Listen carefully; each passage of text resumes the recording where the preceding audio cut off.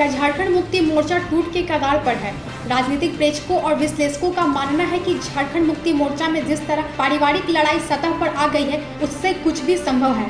ऐसा पूर्व में भी हुआ था, जब झामुमो के नेता दुर्गा सोरेन और हेमंत सोरेन के बीच जबरदस्त रस्साकसी होती थी। दुर्गा सोरेन की मौत के बाद हेमंत सोरेन को राजनीति में गुरुजी की तरफ से एंट्री कराया गया।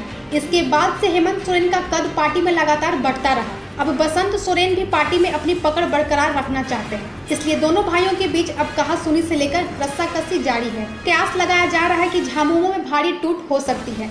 पार्टी के 12 नाराज विधायक एक अलग गुट बना सकते हैं। कुछ का यह कहना है कि पार्टी से अलग होने वाला गुट भाजपा के साथ मिलकर नई सरकार बना सकता है।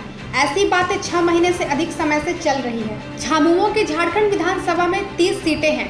ऐसे यदि 12 विधायक टूटकर अलग दल बना लेते हैं तो भाजपा को सरकार बनाने में आसानी हो जाएगी, क्योंकि वर्तमान की हेमंत सोरेन सरकार अल्पमत में आ जाएगी। उनके पास अपनी पार्टी के 18 और कांग्रेस के 16 विधायक ही बचेंगे। सरकार बनाने का मैजिक फिगर 41 है, जो भाजपा आसानी से हासिल कर सकती है।